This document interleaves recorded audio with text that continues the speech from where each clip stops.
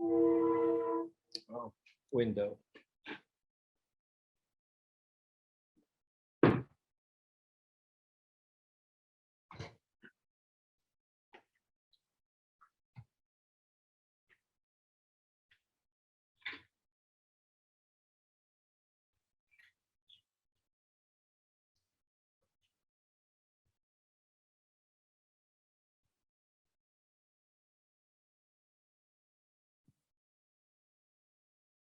Welcome, everybody. Thank you so much for joining us for tonight's discussion, Diálogos, Colorism in the Arts and Anti-Blackness within Latinx Communities. My name is John Catherwood Ginn, and I'm the Associate Director of Programming here at the Moss Art Center at Virginia Tech. For those with visual impairments, I'll take a moment to describe my appearance and surroundings. I'm a white male with glasses, black rectangular frames. I have brown hair that's a little bit spiky. I'm wearing a blue and black checkered shirt and a black tie, and I'm in a room where there are two large paintings behind me, blue and green. Before we meet our guests, and on behalf of the Moss Art Center, I'd like to start by acknowledging the Tutelo and Monacan people, who are the traditional custodians of the land where we live and work here at Virginia Tech, and to recognize their continuing connection to the land, water, and air that the university consumes. We pay respect to the Tutelo and Monacan nations and to their elders, past, present, and into the future. I'd also like to take a moment to acknowledge the university's historical ties to the indentured and enslaved people whose labors built this institution. We pay respect to them for their forced contributions to Virginia Tech. This evening's discussion is part of Ballet Hispánico's ongoing Diálogos series on the intersection of arts and social justice, as well as the Moss Art Center's commitment through programming, policy, and practice to advance cultural equity and justice. Organizing this crucial conversation would not have been possible without the generous advisement and partnership of Veronica Montes of El Centro, which is the Hispanic and Latinx Cultural and Community Center here at Virginia Tech. I'd like to thank Veronica, as well as, of course, our panelists, Dr. Letisha Brown, Carmen Giménez Smith, Michelle Manzanales, Gabrielle Sprauve, and our moderator, Eduardo Vilaro, for their time, their thoughtfulness, their wisdom, their courage, and their care. A few housekeeping items before I hand things over here. For ease of viewing, I'd suggest activating speaker view within Zoom during tonight's discussion. You can do so by clicking the little button labeled view in the upper right-hand corner of your screen and by clicking speaker view. Also, later on, we'll invite you to share your questions for the panelists. To do so, we ask that you please use the chat function within Zoom, which you can access by clicking the chat button on the bottom of your Zoom window. Now, it is my pleasure to introduce the moderator for tonight's discussion, Eduardo Vilaro. Thank you. Eduardo Vilaro. Oh, hello, Eduardo. Oh, hi. I just want to say thank you. Certainly. Thank you so much for making the time for this. So Eduardo is the artistic director and CEO of Ballet Hispánico. As only the second person to head the company since its founding in 1970, Mr. Vilaro has infused Ballet Hispánico's legacy with a bold brand of contemporary dance that reflects America's changing cultural landscape. Mr. Vilaro's philosophy of dance stems from a basic belief in the power of the arts to change lives, reflect and impact culture, and strengthen community. He was born in Cuba and raised in New York, and his choreography is devoted to capturing the Latin American experience in its totality, diversity, and intersectionality with other diasporas. He's created more than 40 ballets with commissions that include the Ravinia Festival, the Grant Park Festival, and Chicago Symphony, among others. He was a dancer and educator with Ballet Hispánico from 1988 to 96, and he later earned a master's in interdisciplinary arts at Columbia College, Chicago, and founded and directed Luna Negra Dance Theater in Chicago for a subsequent decade. Mr. Vilaro has earned numerous awards and accolades, as you might imagine, including the Ruth Page Award for Choreography, induction into the Bronx Walk of Fame, Hombre Magazine's Arts and Culture Trailblazer of the Year, and most recently, the Compassionate Leaders Award, among others. Eduardo, thank you so much for moderating tonight's discussion. How are you doing? I'm doing great and really thrilled to be here. Thank you so much for having us and for the university to make this space for us. So I'm really thrilled to be here with you. Excellent. Thank you so much. Well, this time I'd love to hand things off to you to begin the dialogue. Thank you again. Great, thank you. I am so excited to be here with you and everyone. We have this amazing panel of artists that we're going to have a beautiful, brave discussion around these topics. I just wanted to kind of frame the conversation by saying that we here, all of us, we're artists. We are not professional race and social curanderos or doctors or curators. We are in process ourselves. We speak from a personal space and the work that we do. So I just wanted to make everybody understand that we are in our own process and we're dealing with our own pain and our own healing. I like to frame it that way because sometimes conversations with this topic, it's like, what do we do? There is no playbill. We're in process, we're learning and we're sharing. But what we are here for is this conversation and a glimpse into these artists' lives and experience, and also what they're doing in their work to help fight anti-Blackness, colorism, and to talk a little bit or a lot about what it means to be, for some of us, Afro-Latino, or discovering. So I want to start off by having these artists introduce themselves. And so I just would love to ask each of you to please say who you are, your pronouns, your current position, title, where you're joining us from, and please feel free to honor the indigenous people of the land where you are. And then second question is, share with us how you came to have your name. What is the history behind it? So I'm going to start with Letisha. Letisha, sorry. Good evening, everyone. I am Letisha Brown, and I will preface this by saying that I am a scholar of race and ethnicity. I am a doctor of sociology who studies anti-Blackness and colorism. I'm an assistant professor here at Virginia Tech in the Department of Sociology. I use she, her, hers pronouns. And as was stated earlier, I live and work on the land of the Tutelo and Monacan people. And I would like to acknowledge them, as well as those who were enslaved that were forced to work and build this land that I now live and work on. The origin of my name, Letisha Engracia Cardoso Brown, is tied to legacies of slavery and enslavement in the US and also colonialism in Angola. My mother is from Angola, which was colonized by the Portuguese. And so I have this transnational diasporic Blackness that guides my thought processes and my relationship to the work that I do on anti-Blackness and colorism from this Black feminist, messy sociologist lens. Thank you so much. And apologies if I didn't mention that you were a doctor, and that's learning for me. I appreciate that. Carmen, por favor. Hi, I'm Carmen Giménez Smith, she, her, hers. I'm a professor of English at Virginia Tech. I teach creative writing. I'm a poet, and I'm also a publisher for a press called Noemi Press.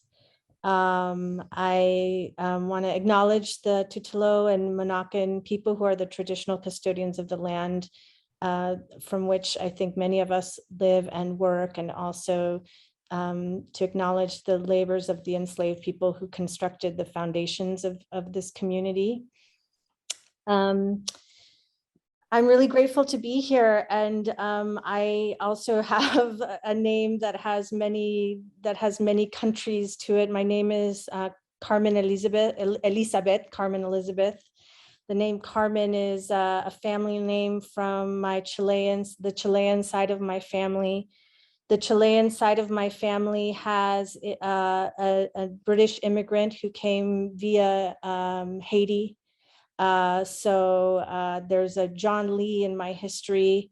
He had a sister named Elizabeth. So those are the paths of my name. Gabrielle.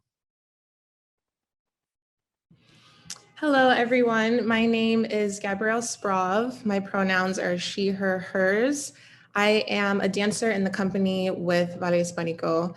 And the origin of my name is also multi-layered, but my mother actually fell in love with my name because of its French origins. And on my father's side, a lot of French affiliation, but also colonization, and just the many layers of that is where my name came from. And I want to acknowledge I am living in Washington Heights, New York, and my specific area I would like to acknowledge the Munsee, Lenape, and Wappinger Native people. And yeah, that's it. Thank you. Michelle. Hi, everyone. Such a pleasure to be here with all of you. As mentioned, my name is Michelle Manzanales. My pronouns are she, her. I am coming to you also from the land of the Lenape. Can't get that off my tongue today. Visual description, I am a Mexican-American woman wearing black-rimmed reading glasses. My hair is dark and pulled back, and I'm sitting in front of a purple brick wall. I am a choreographer, a dance choreographer, and I am also the school director of Ballet Hispánico and co-founder of the Latinx Dance Educators Alliance. My name, so both of my parents come from Mexico. My mother immigrated here as a young child at 6 years old, and my father is second generation. His family is from San Luis Potosí, and my mother's family is from Monterrey, Mexico.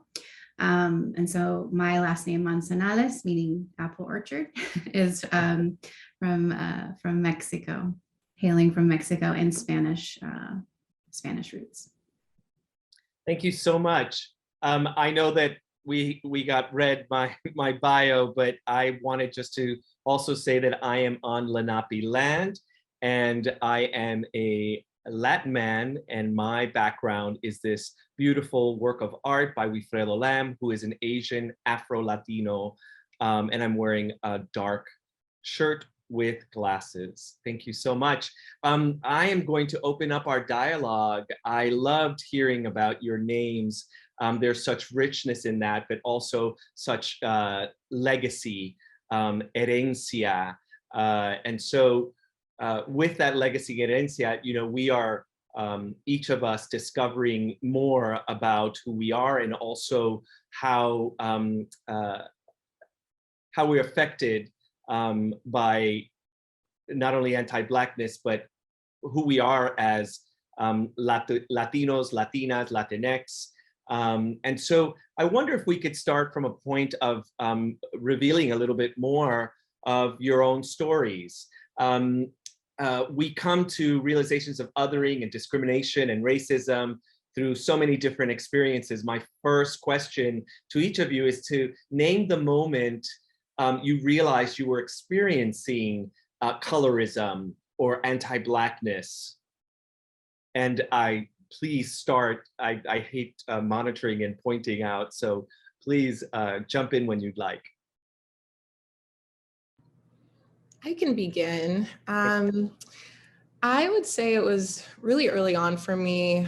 My parents moved us to Savannah, Georgia when I was really young. I was about 7 years old. And going from New York to Georgia to the South was a really big shock for us culturally. And it was something that I didn't realize would play so much in figuring out my otherness. It wasn't in the forefront of my mind, you know, living here in my family. It was never much of a conversation when I was younger.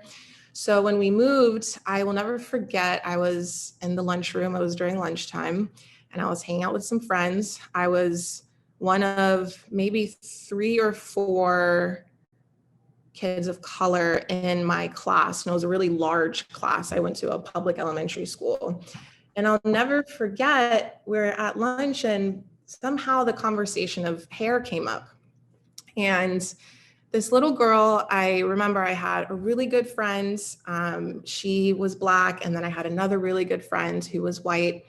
And I don't know how the conversation came up, but one of the girls, my white friend says, you know, can I touch your hair? Your hair, it looks different from what I've seen before. And I just remember thinking, what do you mean different? I was so confused. And I remember blatantly saying, no, you can't touch my hair. And when I look back on it, I'm actually very proud of myself. But I asked her, like, what do you mean it looks different? And she was like, oh, well, yours doesn't look like Amanda's. Amanda was my Black friend. She was like, yours doesn't look like Amanda's. And me and Amanda were looking at each other and we were like, it doesn't look like Amanda's. We're like, what do you mean? And then Amanda made a comment and she says, oh, I know what she means. It's because you have good hair. That's what my mom calls it. She calls it good hair. And again, I was confused. I was like, good hair. I just wasn't understanding. And it was in that moment where I was like, is she saying that just because her hair texture is a little different than mine? What does this mean? And I remember going home and asking my mom about it and her trying to explain this to a 7-year-old, and then growing up looking back on that moment and realizing, you know, my friend Amanda was darker than I was. Her hair was coarser than mine is. And as I grew up looking back on that moment, I was like, oh, I started to understand where that was coming from. And I think that was definitely a big revelation for me, of realizing that I was seen as other, realizing, you know, colorism and our own culture within the Black community, and also realizing how we see ourselves. Like when we look in the mirror, I always wonder, like, how did she see herself? Like, how did Amanda see herself when she looked in the mirror based off of her hair? And I think that was definitely my eye-opening experience. And then, of course, from then on, I had so many questions and I had so many more experiences with hair a lot of the time in the South. And it's amazing how hair is so incorporated in this conversation that we're having, and how it constantly came about, and it constantly made me feel like I was in this weird limbo position with friend settings. I didn't fit in, and you know, in certain friend settings, I wasn't Black enough, or I wasn't Latina enough. I wasn't anything enough. And yeah, that was a really big, poignant moment for me. Thank you for sharing that. I will say that your story resonates with me so much. There's just something about hair that always gets the conversation going. I mean, for me, growing up in Colorado, surrounded by my dad and my Black American family, and then my mom and my Angolan family, Southwest Africa, but spending a lot of time in Portugal, having this kind of like transnational context, there was never a moment that I can remember not knowing that I was Black. But in kindergarten, I had started a new school, my first experience at school, and I saw a little girl who had beads in her hair. And I was like, oh, how exciting. I love beads. I always have beads in my hair. We're going to be friends because she's Black, I'm Black. It's going to be great. And I went to talk to her and she hit me and she said, ooh, you're too dark to play with. And I was like, what in the world does that mean? I'm too dark to play with. For visual context, I am a brown-skinned Black woman who has never been light-skinned or would be considered light-skinned. And I remember being shocked and confused because in my family, we are all different shades of brown. And so I had no context for this experience. And I remember, you know, my parents came to pick us up after, her parents came to pick us up after. And we were, of course, like the only two brown children in this school in small town Colorado. And so, of course, our parents wanted us to be friends. And I was just like horrified. Like, I don't want to be friends with this girl who just hit me. Like, that doesn't make any sense. Like, none at all. And I remember that that moment stuck with me for so long, because it's those moments in our lives where our context shifts so dramatically from what we think we know to the reality of the world in which we live, that everyone does not see the world and through the same lens that we see the world.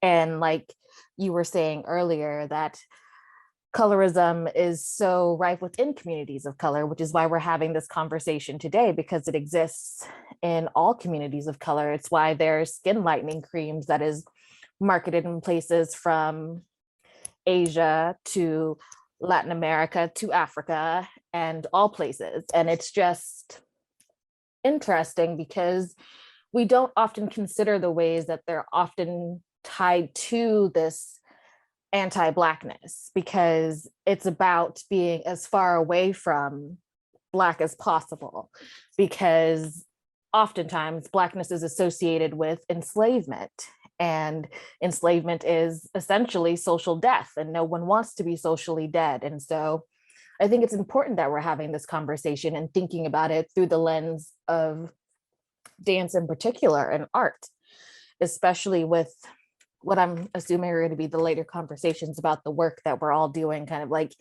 in this area. And I'm really looking forward to hearing those stories as well. Thank you. Anyone else want to jump in? Go ahead, Carmen.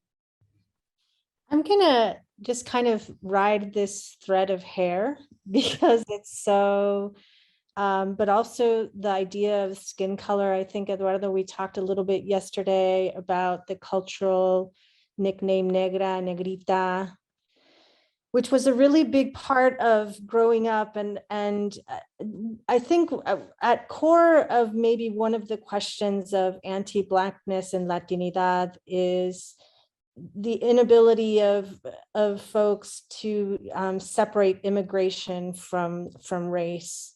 And so my experience, which has gotten complicated in the past few years, was to always be aware of your skin color, how light you were, how lucky I was to not be as dark as my cousin, or to not be as dark as my, this other relative of my father, who really late in life, I realized my father was white.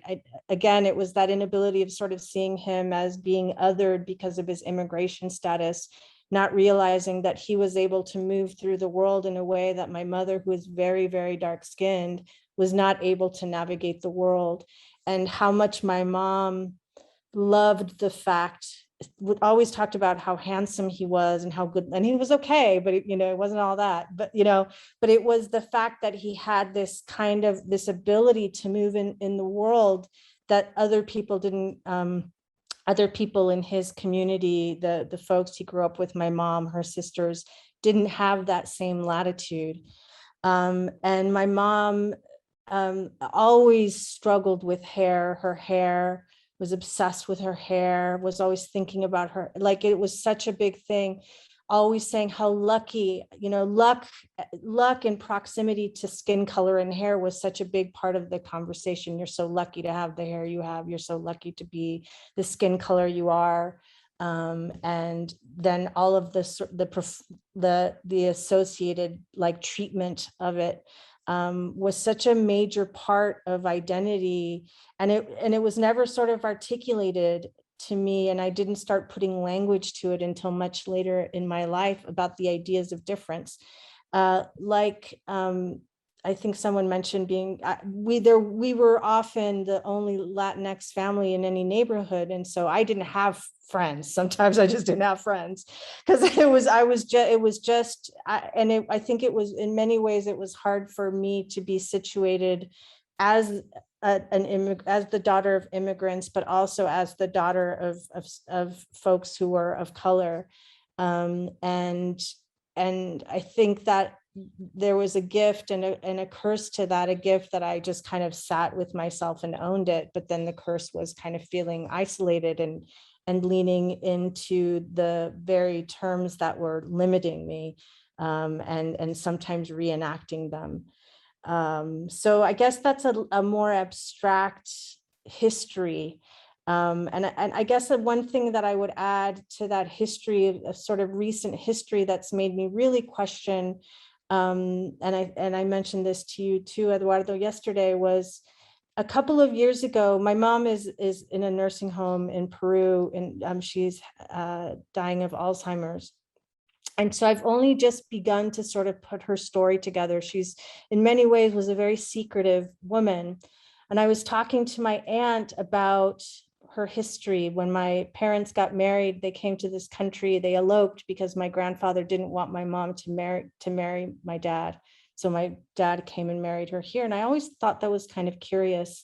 I was talking to my aunt about our family history, and I was like sort of tracing, and I said, well, so my mom, she has an indigenous background, right? And she said, no, your great grandmother was Black.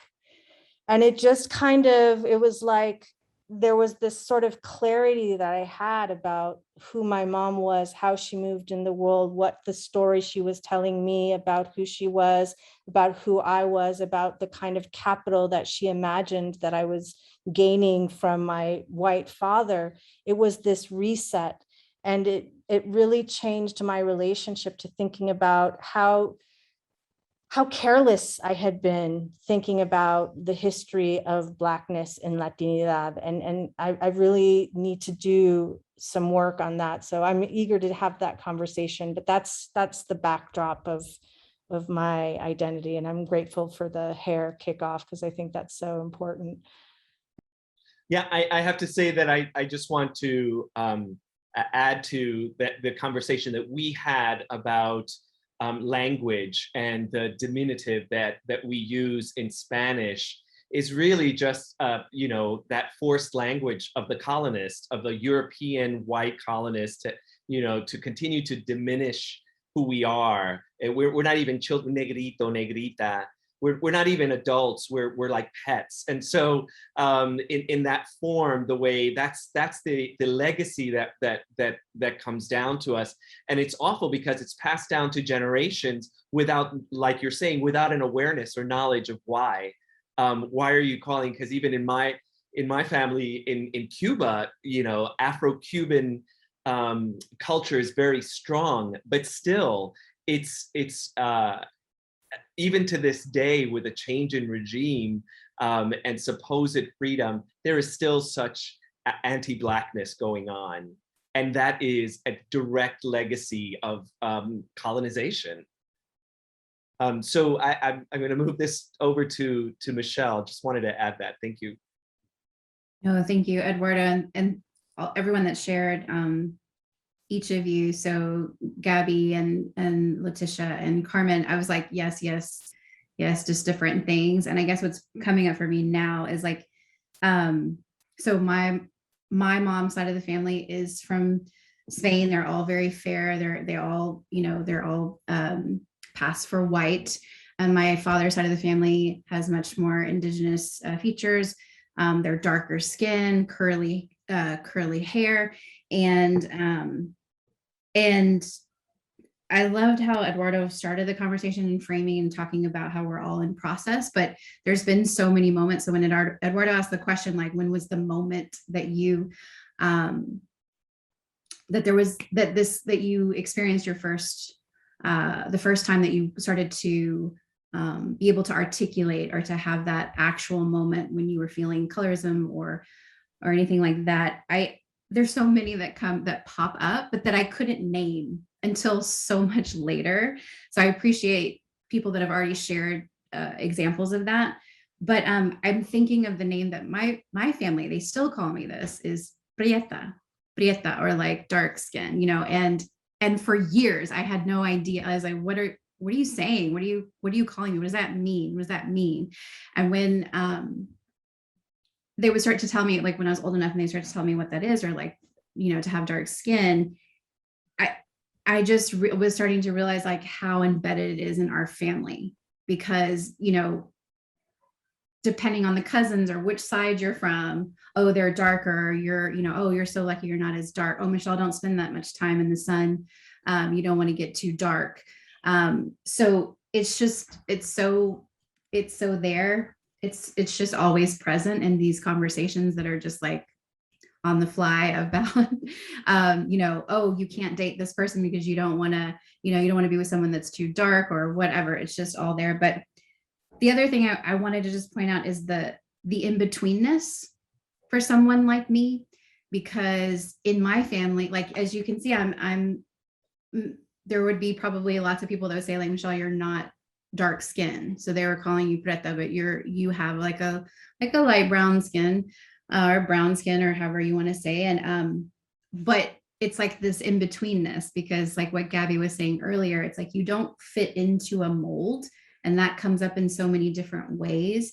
And I definitely feel that, like, as a Latinx person, as a Chicana, growing up with parents that grew up during a time of assimilation, even, and like the language not being acceptable. And so the colonizer's language was stripped from me, right? Spanish, but yet I am pointed out for not being fluent, right? So it's like, there's just no win. There's like, you just live in between all of these different things that people want to put you in a box for. So passing it on. No, thank you, Michelle. We have these conversations all the time, and especially with the work that we do. So I just want to turn us to that work, because each of us has been intentional about bringing some of this into our work. So my next question for the panel is, how are you changing the narrative in your work currently? Or how are you shaping your work to disrupt and challenge the structural colorism in your field? And Letisha is smiling, and I think you're going to go first. I will say that becoming an academic was not my original plan in life. Mm-hmm. It was meant to be, I think. And one of the ways that I came to it was as an undergrad doing work on colorism and skin tone bias among Black women and who were in law and academia, and how skin tone impacted their lived experiences. And since then, I have always thought about colorism in the world, just and how we navigate this world, and how people say things like, oh, we've come so far, we've done so much work.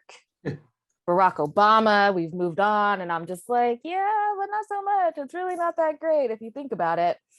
And so currently I'm working on my first book, which is a Black feminist examination of Black sports women. And there's just so little conversation around skin color in sports, and even less information around like Afro-Latina sports women. And so when I think about the work that I'm doing currently and the work that I hope to do in the future, you know, just as a Black feminist scholar, wanting to continue these conversations, because my work focuses on issues of anti-Blackness and colorism, being cognizant of those gaps and being a part of conversations such as this, and being able to shed light on how these conversations matter, and just being present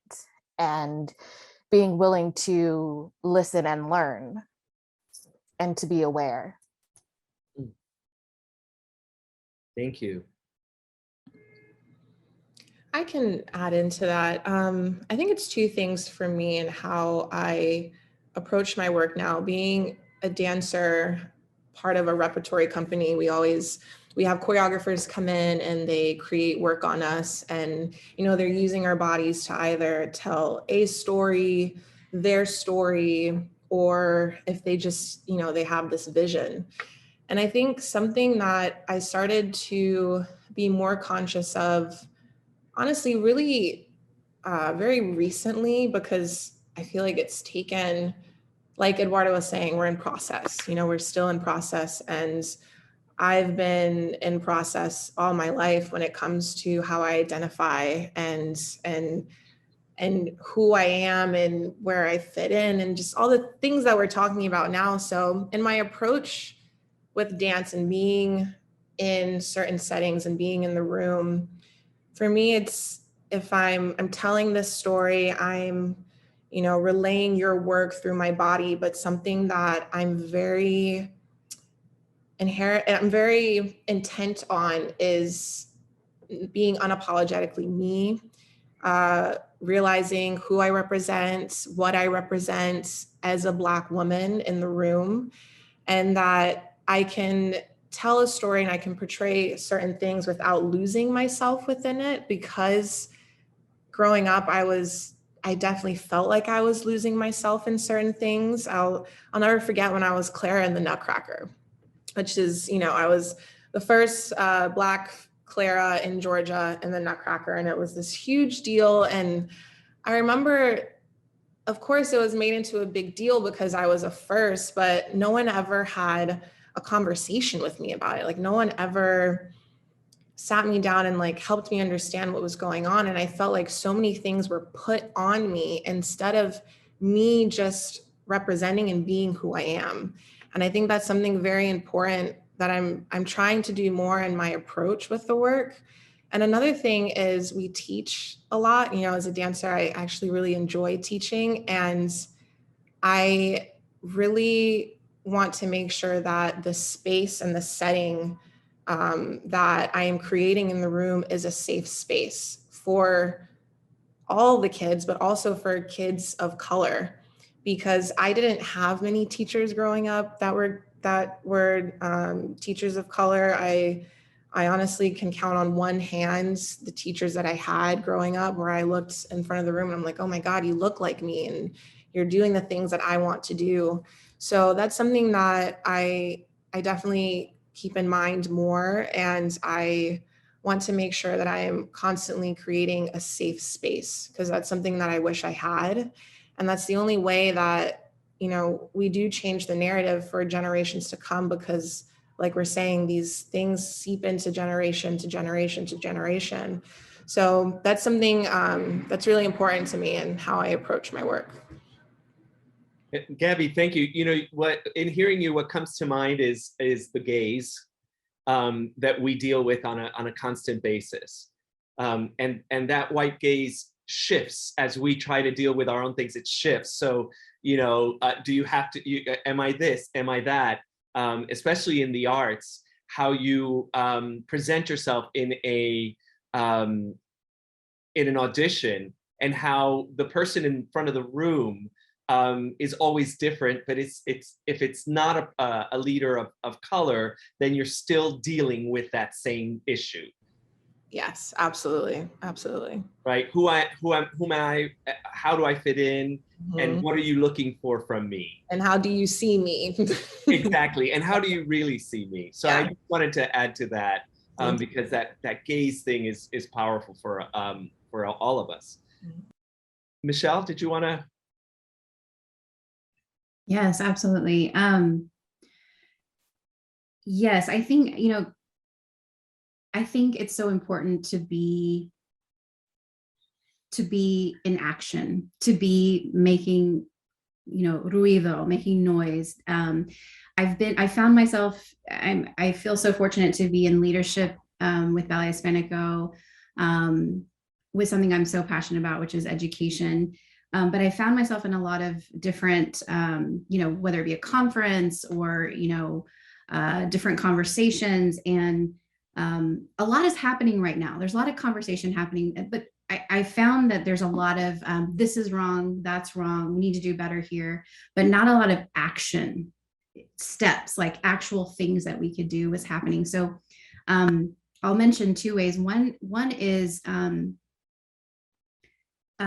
education. I love what you were articulating earlier, Gabby, about being a student and seeing yourself reflected in the front of the room, and how important that is, because it's something that I've also in my process have come, to realize through Ballet Hispánico. Actually, I was out doing a workshop in Houston, my hometown, and seeing a room of Latinas taking dance class, like it was like a very emotional moment for me, because it transported me back to when I was that age, and I had never had an experience like that ever.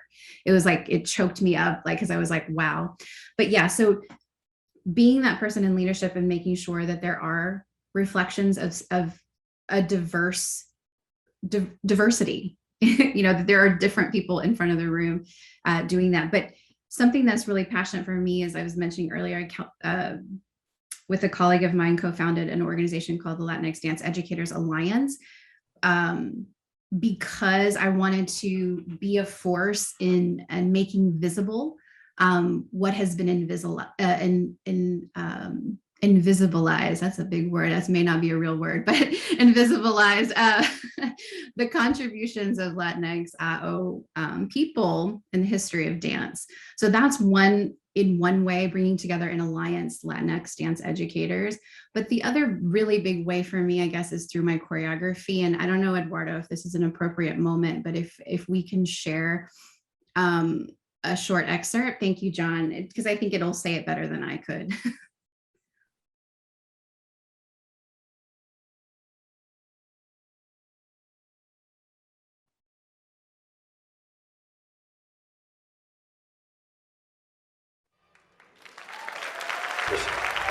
Listen. Being Mexican-American is tough. I mean, we gotta know about John Wayne and Pedro Infante. We gotta know about Frank Sinatra and Agustin Lara. We gotta know about Oprah and Christina. And we gotta prove to the Mexicans how Mexican we are, and we gotta prove to the Americans how American we are. We gotta be more Mexican than the Mexicans and more American than the Americans, both at the same time. It's exhausting.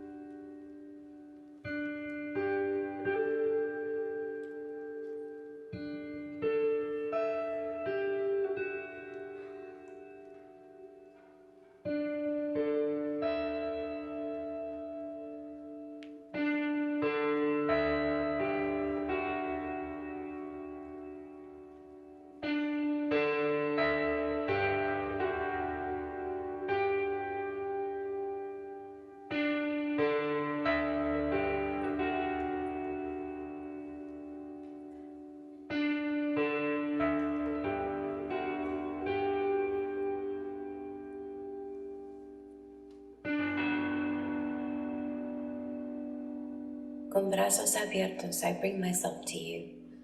Mírame. I'm her. I'm here. I am.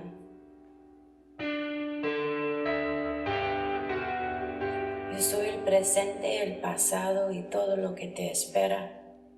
Are you listening? Gliding in and out of two worlds that collide and combine and will never fully be mine. Escúchame. Estoy aquí con brazos abiertos, without criminality or apologies, without the heat of shame, without chains or borders or green paperwork. Mírame. Una Madonna bonita, peligrosa, pero sweet. Pero linda en mi ropa, beautiful in my skin, a moving mountain, a breathing testament. I am here, con brazos abiertos.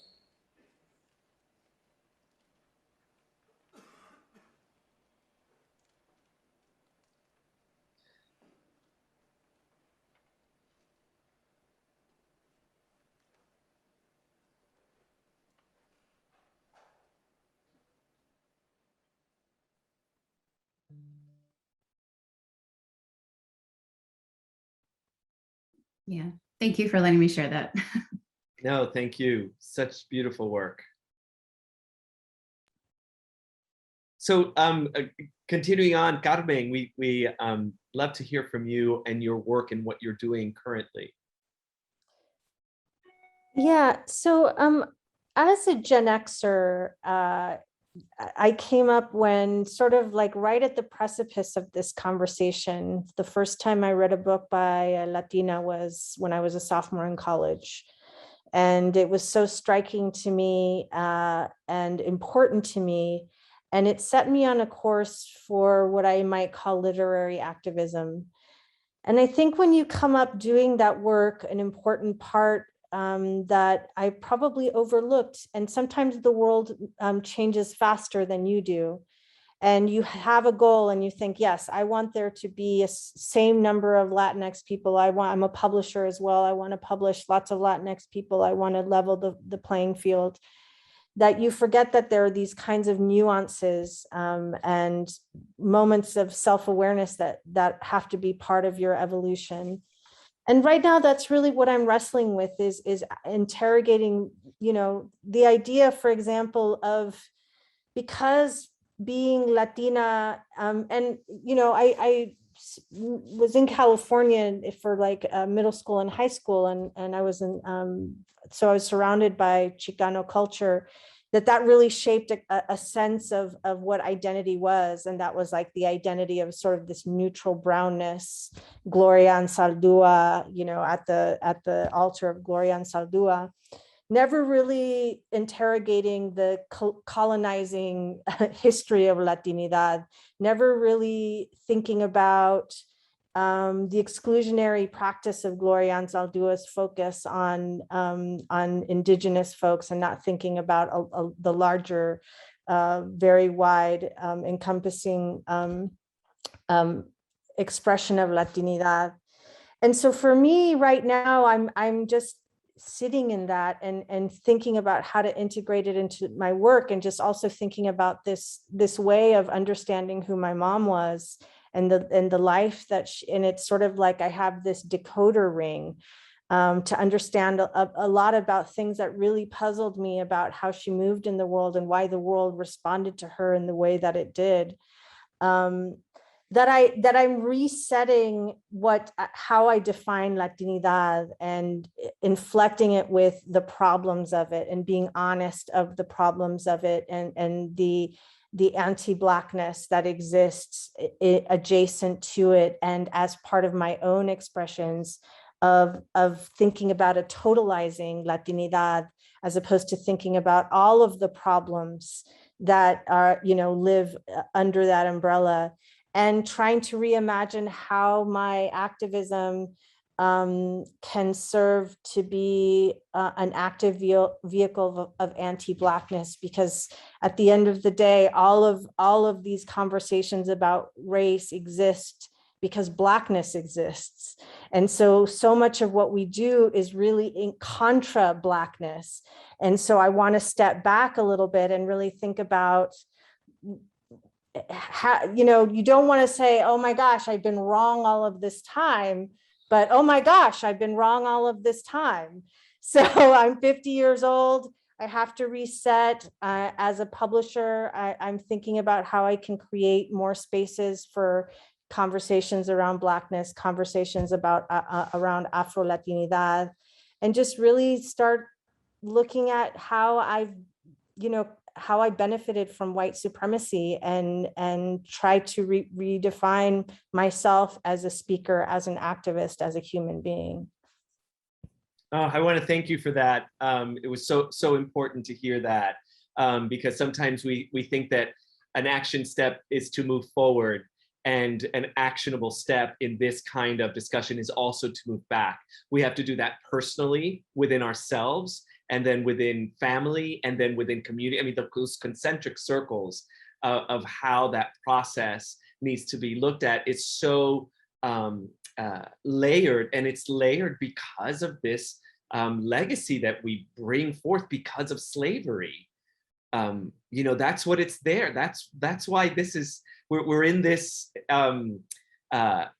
sancocho, right? This soup, this mess of not understanding and trying to grab things and learning. I don't think we have too much more time. I can listen to your wisdom. I wonder if maybe we could have a couple of comments on, because we talked about stepping back, how do we also step forward beyond our work? What are our next steps in fighting anti-Blackness and making sure that the Afro is part of Latinidad? And not everybody has to answer, but please, I'd love to hear some thoughts.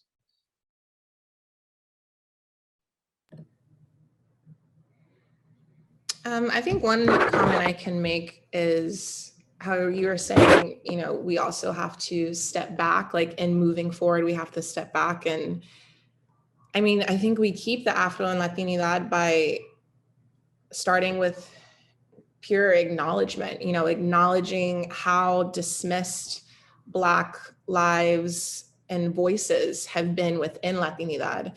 And that even though Latinidad was supposed to be this term and project of something by us for us, but it's never actually included all of us.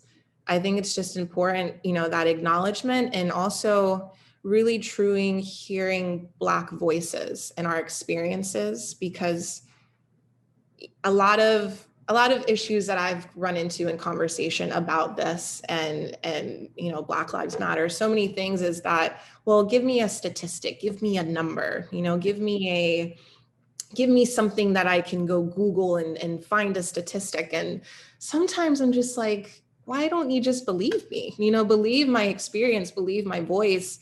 I'm a Black woman telling you I've experienced these things. I've been oppressed, I've been marginalized, but you need me to give you a statistic. And while both are fine and dandy, it's just, I think we really have to acknowledge and hear, keep our ears open, because if it's not really taken in and understood, then how do we educate? How do we really move forward?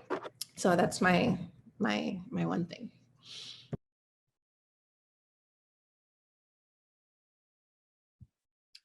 Anyone else have something to share?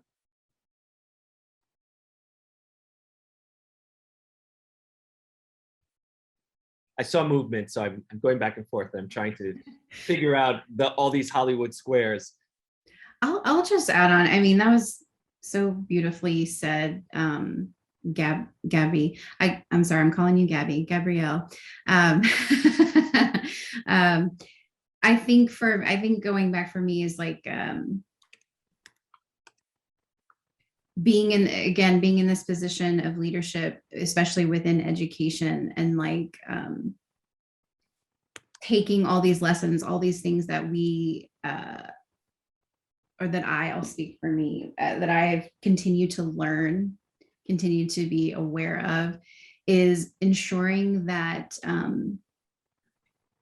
we stay present. I mean, I'm talking right now about what it is that we're passing on. What are we passing on? So as a school, there's a great responsibility, because you are, what are you still holding from these experiences, and how are you ensuring that it's changing, right? And that we're aware of that, because we hold on to things maybe that we don't even know are with us.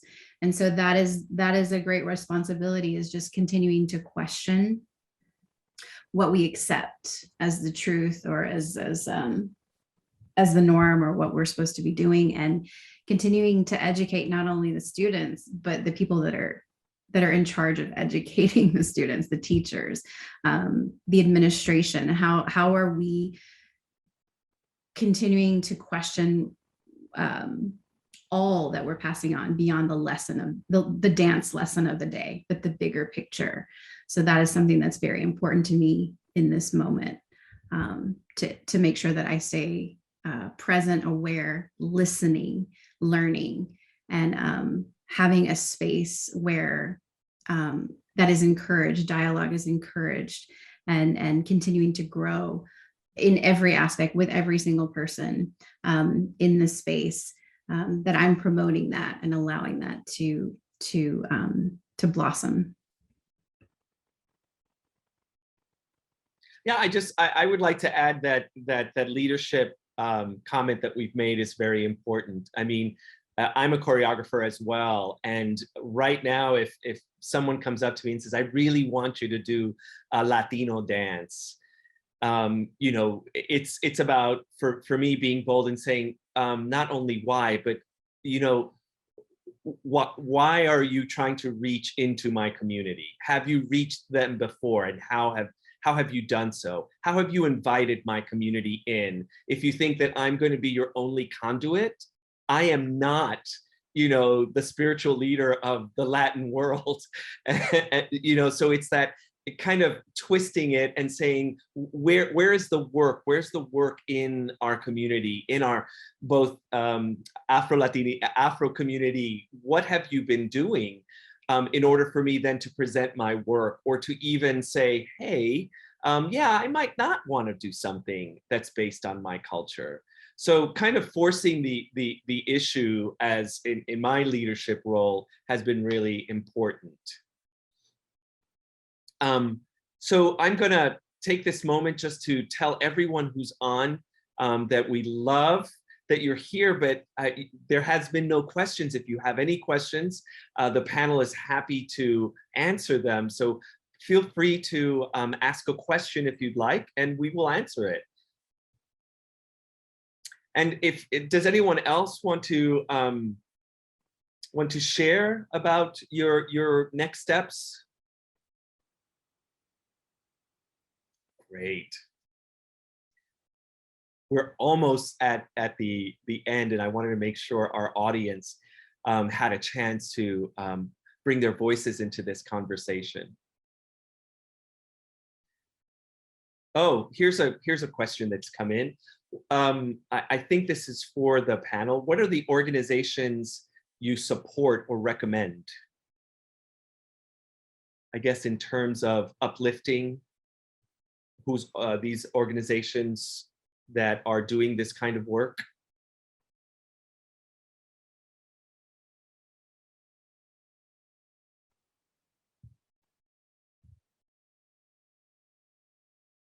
Well, I'm just going to say it, in the dance world, there are these amazing Black organizations that are doing incredible work and have been doing the work since, you know, the late 60s, from the well-known Alvin Ailey to Dance Theater of Harlem, Jawale Willa Zolar's Urban Bushwomen, very important to see if you haven't seen that work. Ron Brown is another one.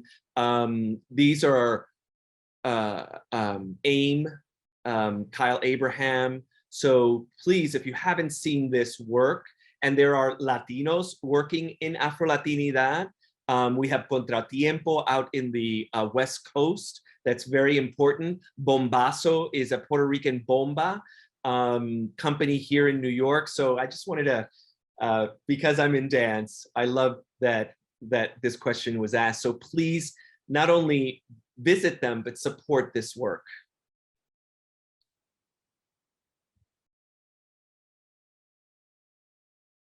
Someone has, Janaea, I hope I'm saying it right, says, thank you for sharing your stories.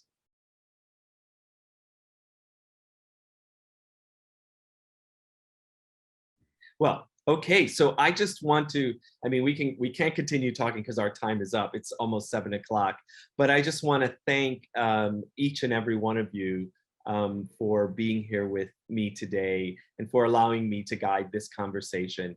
I am really honored and I'm uplifted and I'm inspired by all of you. So thank you very much. John? Thank you so much, Eduardo. And I'll echo your sentiments and gratitude. Letisha, Michelle, Gabrielle, Carmen, I so appreciate your participation in this, your honesty, your vulnerability and openness in guiding us through this really vital conversation. As many of you tuning in may have guessed, tonight's discussion with some members of Ballet Hispánico is merely the first in a series of engagements that we have the privilege of hosting with the ensemble in the months ahead. So to be more specific, I'm delighted to announce that Ballet Hispánico will be here in Blacksburg, Virginia, performing at the Moss Arts Center this winter. While we haven't yet announced Moss's spring lineup, you can expect to hear more from us in the coming weeks about Ballet Hispánico's performance of Noche de Oro, which is a celebration of 50 years. And I'll be sure to share information with registrants from this event about that show, additional activities the company will be offering while they're in town, and how you can access tickets. We'd love to have you join us for any and all of those activities. For more information about the Moss Arts Center's performing arts, visual arts, or educational programs, you can always learn more at our website, artscenter.vt.edu, as well as on a variety of social media channels at our handle, artscenter@VT. Thank you again, everyone, for your time this evening, and take good care. Thank you. Thank you. Adios, muchas gracias. Thank you. Thank you, everyone. Bye.